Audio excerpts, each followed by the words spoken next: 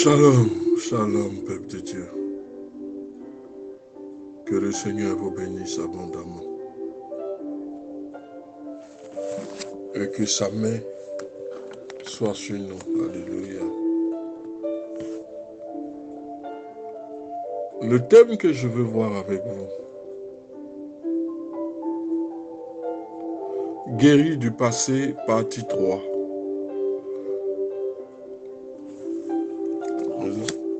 Nous avons vu la partie 1. Nous avons vu la partie 1, la partie 2. Et nous sommes en train de voir la partie 3, la fin de l'enseignement. Guéri du passé. Psaume 103, le verset 12. L'Éternel met entre nous et nos mauvaises actions autant de distance qu'entre l'Est et l'Ouest. Ce qui veut dire que le Seigneur même ne considère même plus le passé. Une fois que tu marches avec le Seigneur ne se souvient même pas des actes passés que tu as dû commettre. Ces actions n'intéressent que le diable et ceux qui veulent vous détruire. C'est ceux-là qui vont regarder dans votre passé et qui cherchent à vous détruire. L'Éternel ne cherche même pas à savoir ce que tu as vécu, comment tu as vécu avant de venir à lui. La seule chose qui l'intéresse, c'est ce que vous allez faire ensemble, c'est le futur. Alors, ne laissez pas les obstacles extérieurs comme les gens qui voudront vous convaincre que Dieu ne fait plus de miracles aujourd'hui. L'Éternel n'a point changé. Il est le même hier, aujourd'hui, éternellement. Il n'y a aucune onde de variation. Ce que l'Éternel a fait hier, il le fait aujourd'hui. Certains disent que les miracles sont dévolus après la mort de Jésus de Nazareth. Mais quand le Seigneur nous dit que dans le livre des Actes 1, vous recevrez une puissance, alors vous ferez ce que j'ai fait. Il nous a délégué son pouvoir. Il a permis à ce que nous fassions les mêmes choses que lui. Donc nous ne pouvons pas être dans l'affirmatif de dire que le Seigneur, les miracles ne sont plus d'aujourd'hui, ne sont plus d'actualité. Ou certains chefs religieux qui se sentent dérangés lorsque quelqu'un s'approche de Dieu. Certaines personnes pensent que la longévité dans la conversion leur donne une certaine autorité. Non. Dieu peut utiliser un vieillard comme un jeune. Il prend même les gens, j'allais dire inutiles, pour confondre ceux qui se croient sages. Tout appartient à l'Éternel et c'est à lui de décider. Mais aujourd'hui, certains chefs religieux se réunissant, il leur appartient selon eux de décider de qui a un appel et de qui ne l'a pas. Donc, quand vous vous approchez du Seigneur et que le Seigneur vous utilise puissamment par rapport à eux, ils vont essayer de tout faire pour vous descendre. Mais tu dois continuer à avancer. Tu dois progresser. Eux, ils ne veulent pas avancer, ces chefs religieux. Mais ils ne veulent pas que tu progresses. Mais le Seigneur t'a appelé à la progression, à l'avancement, à être élevé. Et ces chefs religieux peuvent devenir un obstacle lorsque vous vous mettez à rechercher le Seigneur. Il y a les obstacles extérieurs, mais l'obstacle peut se trouver aussi en nous. Et il peut s'agir d'une addiction, d'un sentiment de doute, d'un sentiment de honte. Parce que le doute lui-même en soi peut nous empêcher de croire à un miracle du Seigneur, peut nous empêcher de remettre en cause l'existence de Dieu, la parole de Dieu.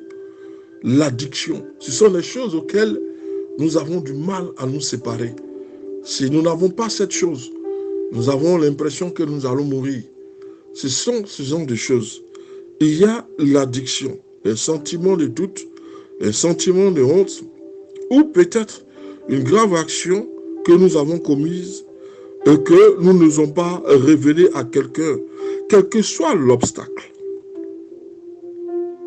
Sachons que Dieu connaît déjà tout notre passé et il n'y a rien qui puisse être caché devant l'Éternel. Donc quand une personne arrive et elle est en train de parler de ton passé pour pouvoir t'accuser, ceux qui sont faibles d'esprit vont commencer à se ramollir, à se dégonfler. Mais celui qui est rassuré en esprit, celui-là dira, mon passé que tu étales, le Seigneur a déjà connaissance. Mais il m'a donné une nouvelle chance. Ne laissez pas les gens vous ramollir dans votre foi. Dieu sait tout du passé. Il sait ce que vous avez fait. Dans le livre de Jean 4, Jésus pose la question à la Samaritaine. Va, viens avec ton mari. Mais Jésus savait que l'homme avec qui elle était n'était pas son mari. Et il sait, le Seigneur sait toutes ces choses. Ton passé, il le sait. Mais ne laisse pas les gens faire de ça un handicap pour ton élévation, ta progression. Mais tu dois marcher, tu dois aller de l'avant. C'est de ça que l'Éternel, c'est vrai que tu as fait des choses qui ne sont pas la gloire de Dieu. Bon, ces choses sont passées. Tu as donné ta vie. Tu marches dans la conversion. Alors pourquoi tu regardes en arrière? Pourquoi laisses-tu une personne empêcher ton avancement avec Jésus de Nazareth en s'appuyant sur ton passé, frère? Lève-toi. Lève-toi. Le Seigneur connaît déjà tout notre passé. Et que cette connaissance n'empêche pas l'Éternel de nous aimer et de vouloir renouveler notre esprit et notre force. Ce qui intéresse l'Éternel, ce n'est pas tant les erreurs que tu as commises dans le passé, mais c'est comment il va t'utiliser dans le futur. C'est ça qui l'intéresse. Que votre passé ne soit pas un handicap pour la progression et l'élévation dans le ministère. Le Seigneur sait toutes choses, mais ce qu'il veut faire, c'est renouveler tout en toi. Le Seigneur t'aime malgré tes faiblesses. Il t'aime malgré ton ignorance, ton insouciance, ton inconscience. Il t'aime parce que c'est lui ton créateur. Il ne peut pas t'abandonner parce que quelqu'un est venu te calomnier. Non. L'Éternel veut faire de toi une nouvelle personne. Il connaît ton passé mieux même que ceux qui veulent te calomnier. Mais cela ne l'empêche pas de t'aimer et de renouveler ton esprit. C'est pourquoi David écrit justement ceci. Quand je n'étais qu'une masse informe, tes yeux me voyaient. Et sur ton livre étaient tous inscrits les jours qui furent façonnés, avant qu'aucun d'eux n'existe. Psaume 139, le verset 16. Le Seigneur sait toutes choses. Depuis notre naissance, depuis notre conception, notre naissance, notre création, jusqu'à aujourd'hui, il sait quelle route nous avons empruntée et celle que nous n'avons pas empruntée. Il sait si nous sommes allés un jour chez un marabout, un féticheur. Il sait si un jour nous avons fait des avortements. Il sait si un jour nous avons pris de la drogue, nous avons été des criminels. Il sait si un jour nous avons fait des sacrifices à des divinités quelconques. Mais l'Éternel nous a libérés de toutes ces choses. Ne laisse pas ton passé être un obstacle. L'Éternel t'aime quand de cette façon. Alors, David nous le demande. Notre passé se trouve entre les mains du Seigneur. Notre passé est entre nous et lui. Nous n'avons pas à révéler aux autres ce qui nous déchire le cœur, sauf si nous décidons de le faire pour glorifier Dieu, parce que si nous révélons maintenant ce qui s'appesantissait sur notre cœur, ce qui faisait que nous étions dans le moi, la solitude, et l'Éternel a changé la donne. Alors, nous parlons de notre passé et nous rendons témoignage de ce que le Seigneur nous a transformés. Que personne ne vienne vous indexer par rapport à votre passé. Que personne ne vous fasse du mal. Écoutez Yoshua le Messie, qui malgré tout ce que tu as subi dans le passé, te dit toujours, je t'aime mon fils, je t'aime ma fille. Tout ce que tu as commis comme acte dans le passé a été effacé par le sang du Messie. Continue à avancer. Continue à progresser. Si nous faisons, ce sera en pleine assurance que ces fautes, le Seigneur nous l'a déjà pardonnées. Il les a mis aussi loin de nous que l'Est est loin de l'Ouest. Notre passé est le domaine où Satan va piocher pour essayer de nous déstabiliser. Mais Dieu est déjà allé de l'avant avec nous. Il ne s'attarde plus sur notre passé. Si le passé appartient au diable, l'avenir appartient à Yoshua le Messie. Le Seigneur voit ce que nous allons accomplir avec lui à l'avenir. Il ne s'appesantit plus sur le passé. Il ne regarde plus le passé. Mais c'est ce que vous allez faire. Nous allons faire tous dans le futur. C'est ce qui intéresse l'Éternel. L'Éternel voit maintenant ce que nous allons accomplir dans le futur avec lui. Prenons comme exemple ces personnes du Nouveau Testament que Jésus transforma afin de les rendre utiles à son service. Prenons le cas de Marie de Magdala qui était une prostituée avant de rencontrer le Messie. Mais elle fut la première à voir Jésus ressuscité.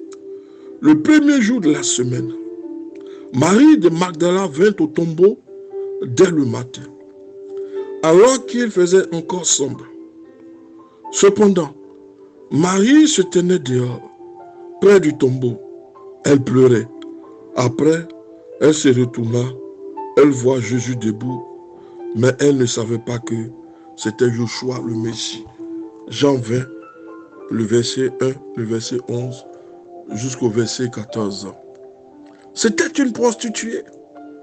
Si le Seigneur voulait regarder à sa condition de prostituée, donnera-t-il l'occasion à Marie de Magdala de voir le Messie ressuscité? À vous qui pensez être érigé en tant que juge pour massacrer certains serviteurs de Dieu ou certains enfants de Dieu en s'appuyant sur leur passé, le Seigneur, c'est l'avenir qui intéresse le Seigneur, ce n'est pas le passé. Dieu s'est déjà projeté dans l'avenir avec toi. Alors ne pleure plus, sèche tes larmes. Tu es un instrument maintenant pour lui.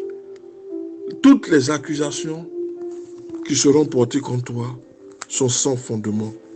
Regarde Marie de Magdala. Matthieu était un collecteur d'impôts à la solde des Romains. Quand Jésus le rencontra, l'appela et l'associa à sa troupe, aux côtés d'un certain Simon le Zélote. Simon le Zélote, par contre, était un terroriste, animé par le désir de tuer autant de Romains que possible. Croyez-vous que Jésus ne connaissait pas les passés contradictoires de ces hommes? Si nous rejoignons ces rangs, nous n'avons plus de passé, mais nous n'avons que de l'avenir. Le Messie savait la vie de tous ceux qui marchaient avec lui, même Judas. Mais il les a associés à sa mission, à l'évangélisation. Il les a pris. Mais nous choisissons les personnes avec lesquelles nous voulons marcher. Ce n'est pas de Dieu, frère. Le Seigneur ne fait d'acception de personne. Il veut bénir tout le monde. Il ne veut même pas regarder à ton passé. Si à un moment donné, le diable t'a enchaîné, il t'a délivré, c'est pour que tu le serves maintenant, sans crainte. Il n'y a plus de passé avec le Seigneur. Il n'y a que de l'avenir. Que Dieu te bénisse. Le pasteur Samuel.